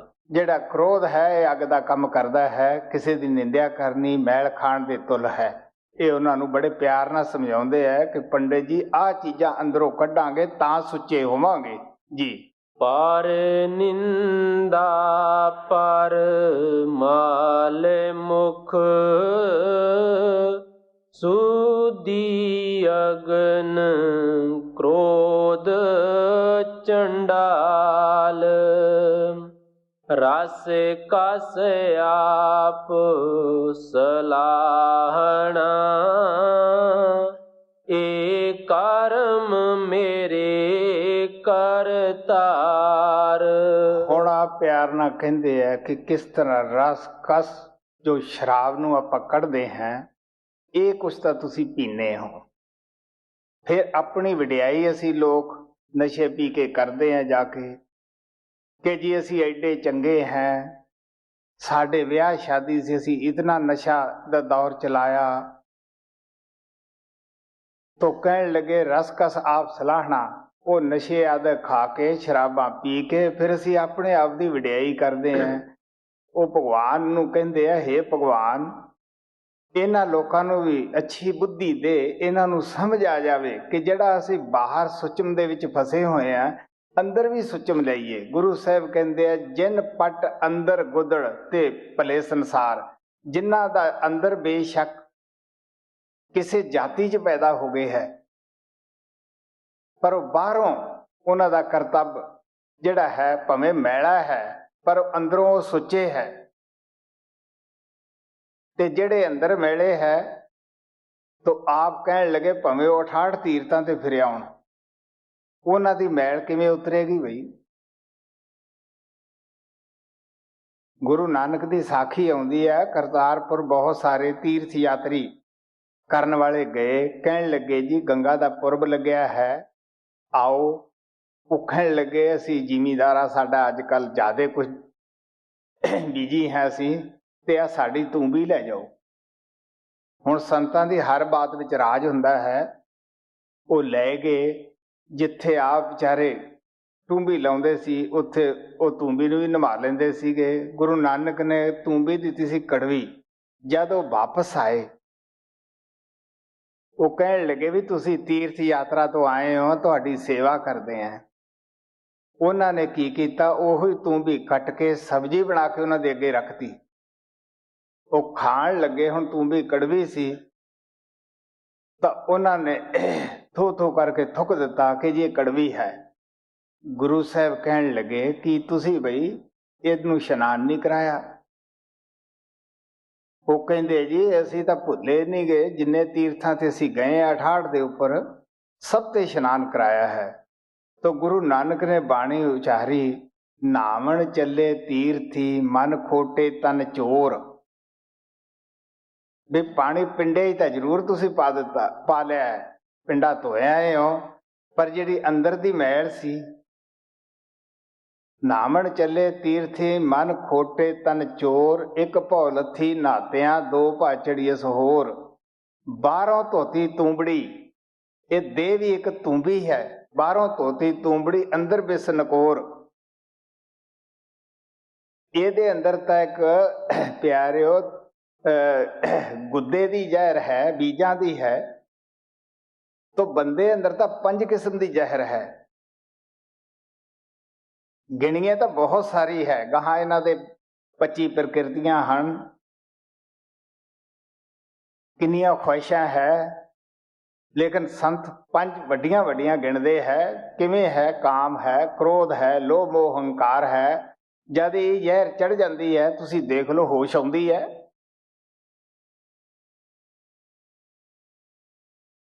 ਚੰਗੇ ਭਲੇ ਦੀ ਮੱਤ ਮਾਰ ਦਿੰਦਾ ਹੈ। ਕਾਮ ਦੀ ਜਦੋਂ ਜ਼ਹਿਰ ਚੜ੍ਹਦੀ ਹੈ ਤੁਸੀਂ ਦੇਖ ਲਓ ਬੰਦੇ ਨੂੰ ਬੇਹੋਸ਼ ਕਰ ਦਿੰਦਾ ਹੈ। ਇਸ ਵਾਸਤੇ ਆ ਪਿਆਰ ਦੇ ਨਾਲ ਕਹਿੰਦਾ ਹੈ कि साध भले अणनातियां चोर से चोरो चोर। साध अंदरों उस आत्मा नूं नाम दे विच जोड़ के इशनान करते हैं। इस वास्ते आ प्यार नाल कहंदे है रसकस आप सलाहना एक कर्म मेरे कि बाहर शराबा कबाबां दा खान पान करके फिर अपने आप की वडियाई करते हैं जी असीं एडे चंगे हैं जी। रस कस आप सलाहना एक कर्म मेरे करतार। बाबा बोलिए पात होए, बाबा बोलिए पात होए। उत्तम से दर उत्तम कहिए, नीच कर्म बहरोए। गुरु नानक साहब कहंदे है ਉਹ ਬੋਲ ਬੋਲੋ ਜਿਹਦੇ ਨਾਲ ਤੁਹਾਡੀ ਦਰਗਾਹ ਦੇ ਵਿੱਚ ਪਤ ਰਹੇ। तो कहने लगे जे असी नीच कर्म करते हैं जो कुछ ऊपर दस के आए हैं, तो कहने लगे असी रोंदे आने हैं रोंदे ही चले जाने हैं, मौत हुंदी है जम आके संगी पकड़ लेंदे है। प्यारिओ मैनू मौका मिलिया है कई बंदियां दा अंत समय दा नज़ारा देखे दा पता लगता है किवें आके शिकायतां भी करते हैं, कुत्ते खांदे हैं, सानू सप कटदे है।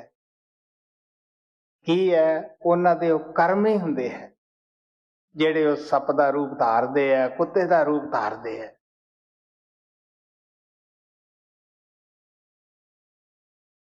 ठंडे दिल नाल सोच लो कि क्यों है बई जिंदे जी अंदर नूं साफ ना कीता, अंदर नाम ना टिकण दिता, रोंदे आउने आ रोंदे ही चले जाने हैं जी। उत्तम से दर उत्तम कहिए, नीच कर्म बहरोए।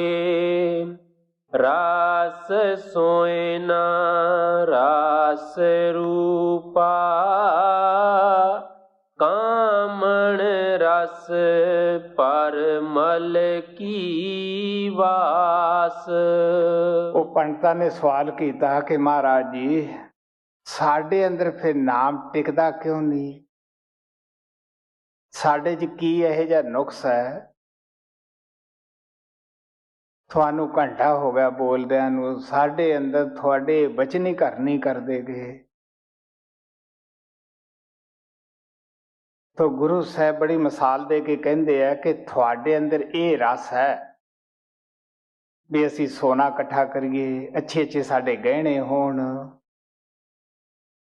चांदी दे साडे बर्तन होण। थोड़े अंदर जिहड़ा है वो रसां नाल भरिया पिया है।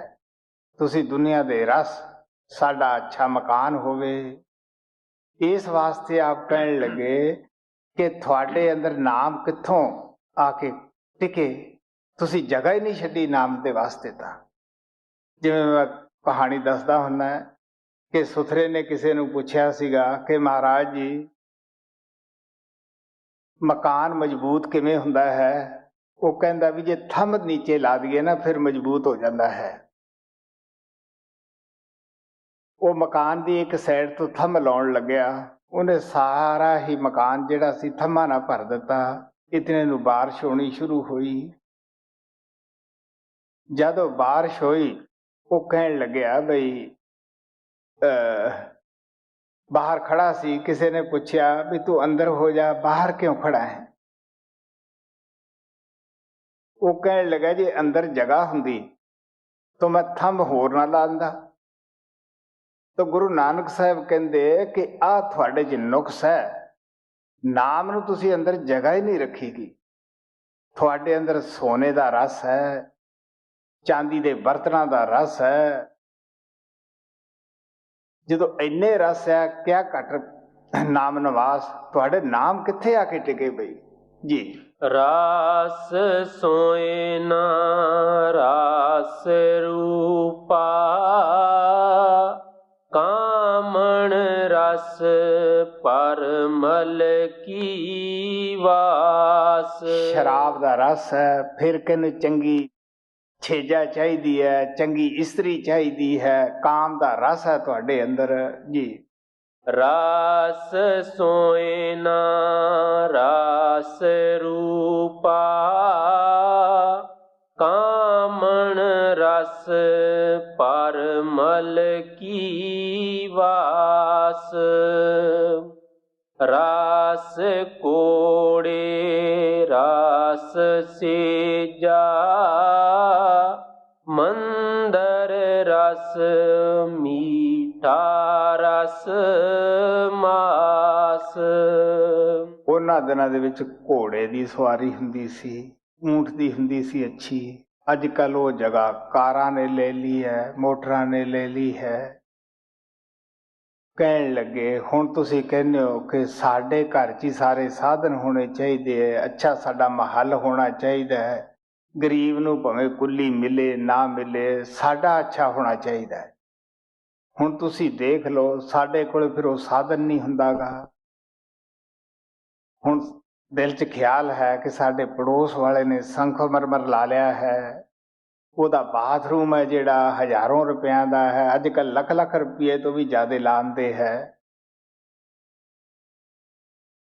ਤੇ ਉਸ ਨੂੰ ਪੂਰਾ ਕਰਨ ਵਾਸਤੇ ਤੁਹਾਨੂੰ ਪਤਾ ਹੈ ਬਾਬਾ ਜੈਮਲ ਸਿੰਘ ਕਹਿੰਦੇ ਹੁੰਦੇ ਸੀ, ਇਹ ਜਿਉਂ-ਜਿਉਂ ਵਡਿਆਈ ਪਾਉਂਦਾ ਹੈ ਉਸੇ ਤਰ੍ਹਾਂ ਇਹ ਗਰੀਬਾਂ ਨੂੰ ਜ਼ਿਆਦਾ ਹੋਰ ਠੱਗਦਾ ਹੈ। ਉਹ ਧਨ ਜੋੜ ਕੇ ਈਆਂ ਰੱਖ ਜਾਂਦਾ ਹੈ, ਅੱਬਲ ਨੂੰ ਤਾਂ ਉਹਦੇ ਹੁੰਦਿਆਂ ਹੁੰਦਿਆਂ ਬੱਚੇ ਖਰਾਬ ਕਰ ਦੇਣਗੇ। ਤੋ ਲੇਖਾ ਤਾਂ ਉਹਦੀ ਜਾਨ ਨੂੰ ਦੇਣਾ ਪੈਣਾ ਹੈ ਨਾ। ਇਸ ਵਾਸਤੇ ਗੁਰੂ ਨਾਨਕ ਸਾਹਿਬ ਕਹਿੰਦੇ ਇੰਨੇ ਰਸ ਤੁਹਾਡੇ ਅੰਦਰ ਹੈ ਜੀ। ਰਸ ਕੋੜੇ ਰਸ ਛੇਜਾ, ਮੰਦਰ ਰਸ ਮੀਠਾ ਰਸ ਮਾਸ। ਏ ਤੇ ਰਸ ਸਰੀਰ ਕੇ,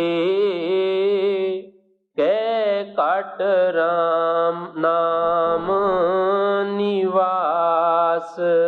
ਹੁਣ ਕਹਿਣ ਲੱਗੇ ਇਤਨੇ ਰਸ ਨਾ ਤੁਸੀਂ ਅੰਦਰ ਭਰੀ ਬੈਠੇ ਹੋ, ਕਿਸ ਤਰ੍ਹਾਂ ਨਾਮ ਟਿਕੇ ਬਈ। ਹਾਂ ਬਈ। ਏ ਤੇ ਰਸ ਸਰੀਰ ਕੇ,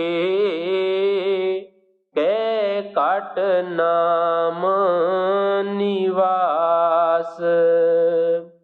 ਜਿਤ ਬੋਲੇ ਪਤ ਪਾਈਐ, ਸੋ ਬੋਲਿਆ ਪਰਵਾਣ। ਮਾਲਕ ਦੀ ਦਰਗਾਹ ਦੇ ਵਿੱਚ ਕਿਹੜਾ ਬੋਲਿਆ ਪ੍ਰਵਾਨ ਹੁੰਦਾ ਹੈ? ਉਹਦੀ ਸਿਫਤ ਪਰਮਾਤਮਾ ਦੀ, ਜੋ ਪਰਮਾਤਮਾ ਰੂਪ ਗੁਰੂ ਹੈ ਉਹਦੀ ਸਿਫਤ, ਇਹ ਬੋਲੀ ਪ੍ਰਵਾਨ ਹੈ। ਬਾਕੀ ਤਾਂ ਜਿਹੜਾ ਹੈ ਮੂੰਹ ਕਾ ਕਿਹਾ ਵਾਓ, ਵਾਓ ਦੀ ਤੋਲੀ ਹੈ। ਗੁਰੂ ਨਾਨਕ ਸਾਹਿਬ ਕਹਿੰਦੇ ਹੈ, ਜੋ ਬੋਲੇ ਪੂਰਾ ਸਤਿਗੁਰੂ ਸੋ ਪਰਮੇਸ਼ਰ ਸੁਣਿਆ। ਉਹ ਮਾਲਕ ਦੇ ਪਿਆਰਿਆਂ ਦੀ ਆਵਾਜ਼ ਨੂੰ ਉਹ ਪ੍ਰਭੂ ਸੁਣਦਾ ਹੈ, ਉਹ ਦੇਖਦਾ ਹੈ, ਕਿਉਂਕਿ ਉਹ ਜੋ ਬੋਲਦੇ ਹੈ ਉਹ ਪਰਮਾਤਮਾ ਦੀ ਸਿਫਤ ਹੀ, ਜੋ ਪਰਮਾਤਮਾ ਰੂਪ ਉਹਨਾਂ ਨੂੰ ਗੁਰੂ ਮਿਲਿਆ ਹੈ। ਦਿਨ ਰਾਤ ਉਹ ਬਹਿੰਦੇ ਉੱਠਦੇ, ਗੁਰੂ ਸਾਹਿਬ ਕਹਿੰਦੇ ਹੈ, ਗੁਰੂ ਗੁਰੂ ਗੁਰ ਕਰ ਮਨ ਮੋਰ, ਗੁਰੂ ਬਿਨਾ ਮੈਂ ਨਾਹੀ ਹੋਰ। ਉਹ ਦਿਨ ਰਾਤ ਆਪ ਵੀ ਉਸ ਪਰਮਾਤਮਾ ਦੇ ਗੁਣ ਗਾਉਂਦੇ ਹੈ। ਜਿਹੜੇ ਉਹਨਾਂ ਦੇ ਪਾਸ ਸੱਚੇ ਜਗਿਆਸੂ ਆਉਂਦੇ ਹੈ, ਉਹਨਾਂ ਨੂੰ ਵੀ ਉਹ ਪਰਮਾਤਮਾ ਦੀ ਸਿਫਤ ਵਿੱਚ ਲਾ ਦਿੰਦੇ ਹੈ, ਗੁਰੂ ਦੀ ਸਿਫਤ ਵਿੱਚ ਲਾ ਦਿੰਦੇ ਹੈ ਜੀ। ਜਿਤ ਬੋਲੇ ਪਤ ਪਾਈਐ, ਸੋ ਬੋਲਿਆ ਪਰਵਾਣ। ਫੇਕਾ ਬੋਲ ਵਿਗੋਚਣਾ, ਸੁਣ ਮੂਰਖ ਮਨ ਅਜਾਣ।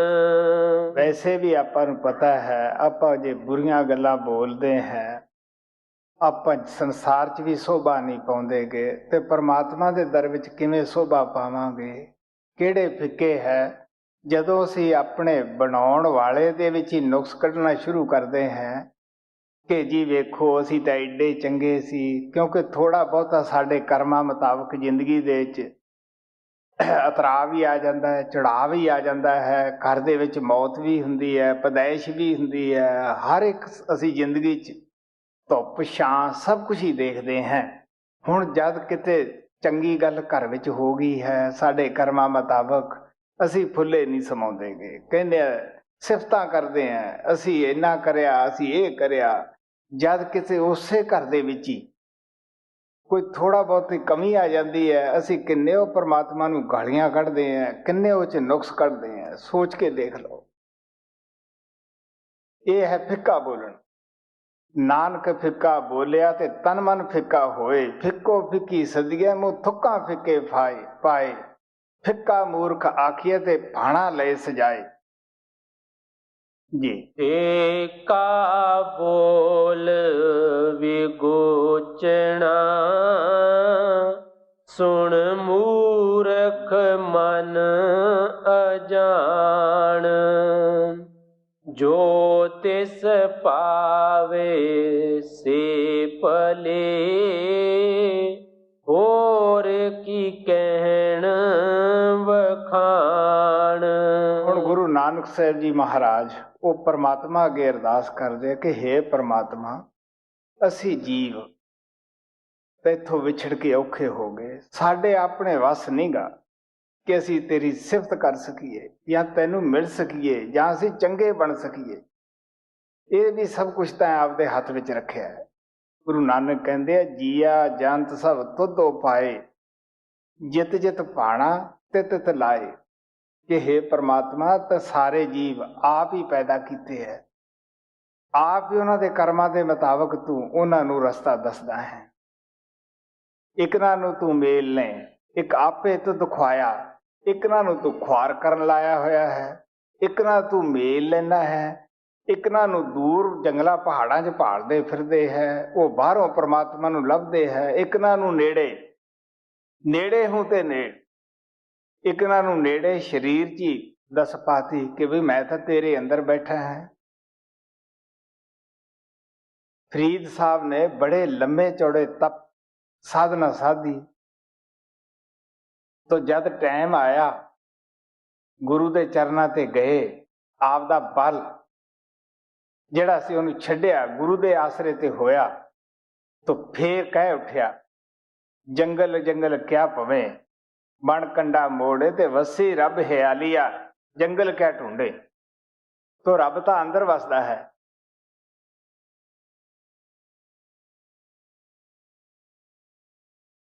ਮੈਂ ਦੱਸਦਾ ਹੁੰਦਾ, ਜਦ ਮੈਂ ਧੂਣੀਆਂ ਤਪਾ ਕੇ ਬਾਬਾ ਬਿਸ਼ਨ ਦਾਸ ਦੇ ਪਾਸ ਗਿਆ,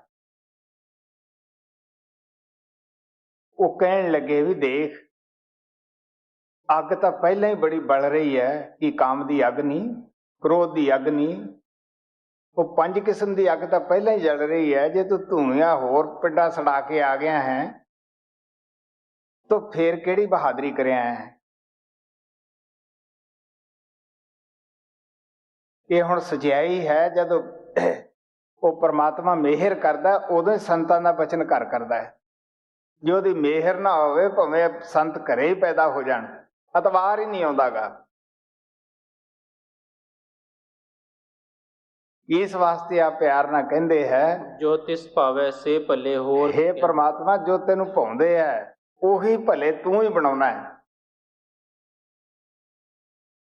ਜੀ ਜੋ ਤਿਸ ਪਾਵੈ ਸੇ ਭਲੇ, ਹੋਰ ਕੀ ਕਹਿਣ ਵਖਾਣ। ਤਿਨ ਮਤ ਤਿਨ ਪਤ ਤਿਨ ਤੁਨ, ਪੱਲੇ ਜਿਨ ਹਿਰਦੈ ਰਹਾ ਸਮਾਏ।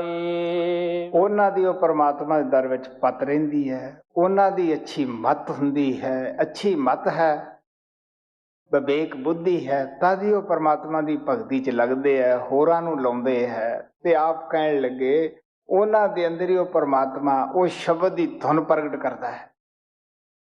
ਉਹਨਾਂ ਦੇ ਹਿਰਦੇ ਦੇ ਅੰਦਰ ਬਹਿੰਦਿਆਂ ਉੱਠਦਿਆਂ ਉਹ ਸ਼ਬਦ ਦੀ ਆਵਾਜ਼ ਆਉਣ ਲੱਗ ਜਾਂਦੀ ਹੈ ਜੀ। ਤਿਨ ਮਤ ਤਿਨ ਪਤ ਤਿਨ ਤਨ, ਪੱਲੇ ਜਿਨ ਹਿਰਦੇ ਰਿਹਾ ਸਮਾਏ, ਤਿਨ ਕਾ ਕਿਆ ਸਾਲਾਹਣਾ,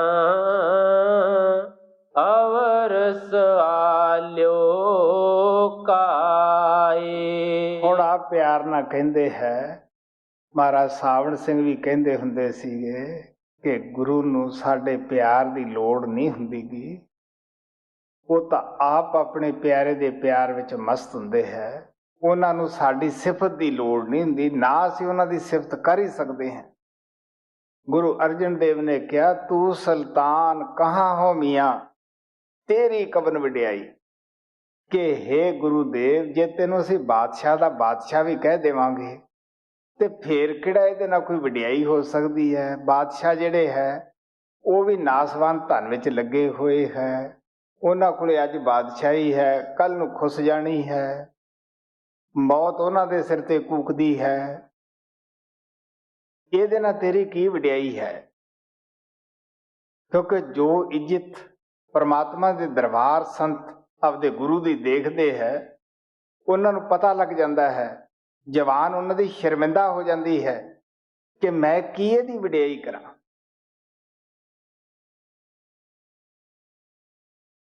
ਇਹਦੀ ਮੈਂ ਕੀ ਵਡਿਆਈ ਕਰਾਂ। ਬੁੱਲੇ ਨੇ ਵੀ ਕਿਹਾ ਸੀਗਾ ਕਿ ਮੌਲਾ ਆਦਮੀ ਬਣਾਇਆ, ਵਾਹ ਵਾਹ ਆਪਣਾ ਆਪ ਛੁਪਾਇਆ, ਵੇਖ ਕੇ ਕਿਵੇਂ ਬੰਦੇ ਦੀ ਸ਼ਕਲ ਵਿੱਚ ਆਇਆ ਹੈ। ਮੈਂ ਆਪਣੇ ਪਿਆਰੇ ਗੁਰੂ ਦੇਵ ਪਰਮਾਤਮਾ ਕਿਰਪਾਲ ਦੀ ਦੱਸਦਾ ਹੁੰਦਾ ਹੈ ਕਿ ਜਦ ਉਹ ਪਹਿਲੀ ਦਫਾ ਮੇਰੇ ਘਰ ਵਿੱਚ ਆਇਆ, ਮੈਂ ਹਮੇਸ਼ਾ ਦੱਸਦਾ ਹੁੰਦਾ ਹੈ ਕਿ ਮੇਰੀ ਆਤਮਾ ਦੀ ਆਵਾਜ਼ ਉੱਠੀ ਕਿ ਰੱਬ ਬੰਦਾ ਬਣ ਕੇ ਆਇਆ। ਕਿਉਂਕਿ ਮੈਂ ਪਹਿਲਾਂ ਸਾਧਨਾ ਕਰਦਾ ਸੀਗਾ। ਪਿਆਰਿਓ, ਪਹਿਲਵਾਨ ਨੂੰ ਪਹਿਲਵਾਨ ਹੀ ਪਛਾਣਦਾ ਹੈ, ਜਿਹੜਾ ਪਹਿਲਾਂ ਤੋਂ ਭਾਂਡਾ ਬਣਿਆ ਹੁੰਦਾ ਹੈ। ਜਿਸ ਤਰ੍ਹਾਂ ਬੁੱਲੇ ਸ਼ਾਹ ਜਦ ਅਨੈਤ ਸ਼ਾਹ ਦੇ ਪਾਸ ਗਿਆ ਸੀਗਾ, ਕਿਉਂ ਉਹਦੀ ਦ੍ਰਿਸ਼ਟੀ ਸਾਧਨਾ ਸੀ,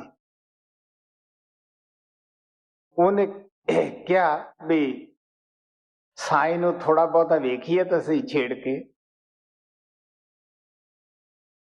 ਤੋ ਆਪਦੇ ਬਾਗ ਦਾ ਰਾਖਾ ਸੀਗਾ, ਅੰਬ ਲੱਗੇ ਹੋਏ ਸੀਗੇ, ਤੇ ਉਹਨੇ ਦ੍ਰਿਸ਼ਟੀ ਦੇ ਨਾਲ ਹੀ ਅੰਬ ਗਿਰਨੇ ਸ਼ੁਰੂ ਕਰਤੇ। ਹੁਣ ਅਨੈਤ ਸ਼ਾਹ ਉਹਦੇ ਰਾਜ ਦਾ ਵਾਕਫ ਸੀਗਾ। ਉਹਨੇ ਆ ਕੇ ਕਹਿੰਦਾ, ਦੱਸ ਓਏ ਨੀਂਗਰਾ, ਤੂੰ ਅੰਬ ਕਿਵੇਂ ਤੋੜੇ ਐ? ਉਹ ਕਹਿੰਦਾ, ਸਾਈਂ ਨਾ ਮੈਂ ਤੇਰੇ ਅੰਬਾਂ ਨੂੰ ਢੀਮ ਮਾਰੀ, ਨਾ ਮੈਂ ਤੇਰੇ ਅੰਬ ਦੇ ਉੱਤੇ ਚੜਿਆ। ਉਹ ਕਹਿਣ ਲੱਗਾ, ਮੈਂ ਇਹ ਨਹੀਂ ਕਹਿੰਦਾ ਤੂੰ ਢੀਮ ਮਾਰੀ ਹੈ, ਪਰ ਮੈਂ ਤੈਨੂੰ ਇਹ ਪੁੱਛਦਾ ਕਿ ਅੰਬ ਤੋੜੇ ਕਿਵੇਂ ਐ?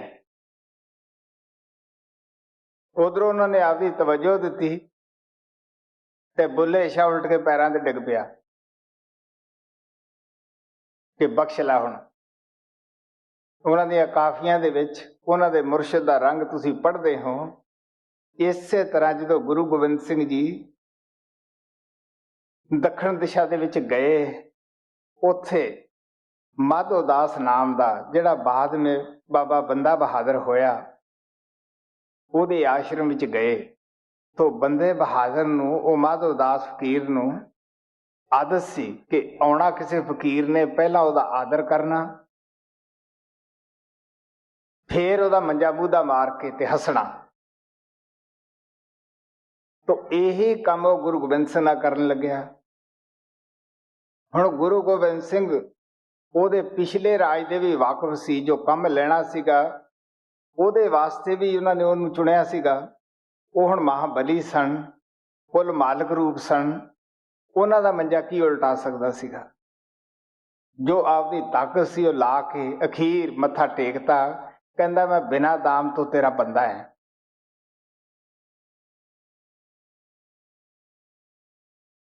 ਤੋ ਮੈਂ ਦੱਸਦਾ ਨਾ, ਜਦ ਮੇਰਾ ਪਿਆਰਾ ਗੁਰੂ ਆਇਆ ਸੀਗਾ ਤੇ ਮੈਨੂੰ ਵੀ ਆਦਤ ਸੀਗੀ, ਇੱਥੇ ਬਹੁਤ ਸਾਰੇ ਬੰਦੇ ਬੈਠੇ ਹੈ ਜਿਨ੍ਹਾਂ ਨੂੰ ਪਤਾ ਹੈ, ਕਿੰਨੇ ਵੀ ਮੇਰੀ ਸੰਗਤ ਵਿੱਚ ਆਉਂਦੇ ਸੀਗੇ ਜਾਂ ਮੈਨੂੰ ਕੋਈ ਮਿਲਣ ਆਉਂਦਾ ਸੀਗਾ ਤਾਂ ਇਹ ਕੀ ਗੱਲ ਹੈ ਵੀ ਉਹ ਖੜਾ ਰਹੇ ਜੀ, ਕਿਉਂਕਿ ਜਿਹੜਾ ਬਰਮ ਤੱਕ ਪਹੁੰਚਿਆ ਹੁੰਦਾ ਹੈ ਉਹਨੂੰ ਆਦਤ ਹੁੰਦੀ ਹੈ ਅੰਤਰਯਾਮ ਤੱਕ ਵੀ ਦੱਸਣ ਦੀ ਔਰ ਇਹਦੀ ਸਿੱਧੀ ਤੋਂ ਕੰਮ ਲੈਣ ਦੀ ਵੀ। ਜੇ 100 ਆਦਮੀ ਮੂਹਰੇ ਬੈਠਾ ਤੇ 100 ਹੀ ਲੰਮਾ ਪੈ ਜਾਂਦਾ ਸੀਗਾ। ਹੁਣ ਤੁਸੀਂ ਦੇਖ ਲਓ ਕਿ ਮੈਂ ਉਹਨਾਂ ਨੂੰ ਫੜ ਫੜ ਕੇ ਨਹੀਂ ਪਾਉਂਦਾ ਸੀਗਾ।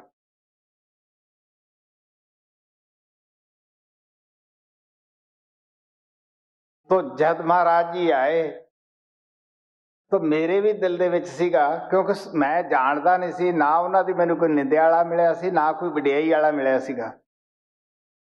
ਤਾਂ ਦੱਸਣ ਵਾਲੇ ਨੇ ਜਦੋਂ ਆ ਕੇ ਮੈਨੂੰ ਦੱਸਿਆ ਕਿ ਮਹਾਰਾਜ ਆਉਣ ਵਾਲੇ ਹੈ, ਤਾਂ ਦਿਲ ਨੇ ਉਛਾਲਾ ਮਾਰਿਆ ਕਿ ਦੇਖਾਂਗੇ ਮਹਾਰਾਜ ਭਲਾ ਕੀ ਕਰਦੇ ਹੈ, ਵੀ ਮੈਂ ਤਾਂ ਉਹਨੂੰ ਦੇਖ ਦੂੰਗਾ। ਜਦੋਂ ਆਏ, ਜਿਹੜੀ ਮੇਰੀ ਸਾਧਨਾ ਸੀ ਉਹਨੇ ਕੱਖ ਕੰਮ ਨਹੀਂ ਦਿੱਤਾ ਤੇ ਚੁੱਪ ਕਰਕੇ ਨਮਸਕਾਰ ਕੀਤੀ ਕਿ ਮਹਾਰਾਜ ਜੀ ਮੇਰਾ ਦਿਲ ਦਿਮਾਗ ਖਾਲੀ ਹੈ। तो महाराज कहने लगे भी मैं दिल दिमाग खाली वेख के आया इत्थे।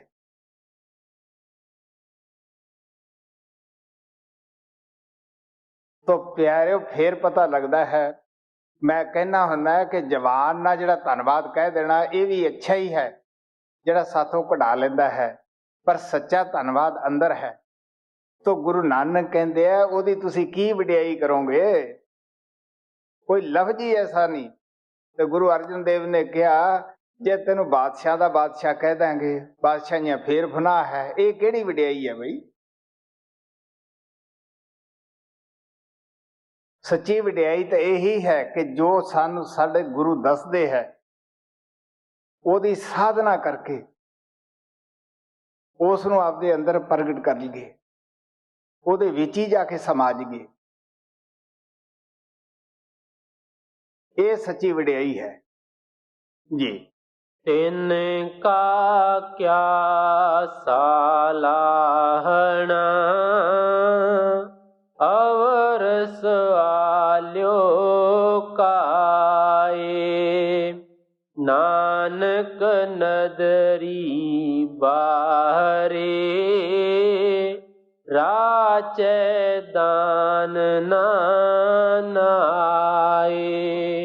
गुरु नानक ने छोटा जिहा शब्द दे विच सानू बड़े प्यार नाल समझाया कि किस तरह जो कुछ असी अंदर एक गंद वगैरह दुनिया दी हीरखाना काम क्रोध दे नाल भरिया होया है, किस तरह उहनूं बाहर कढना है, शराबा कवामे दे रस नूं सिमरन दे जरिए बाहर कढना है, अंदर उस परमात्मा दे बैठण दी जगह बनाउणी है।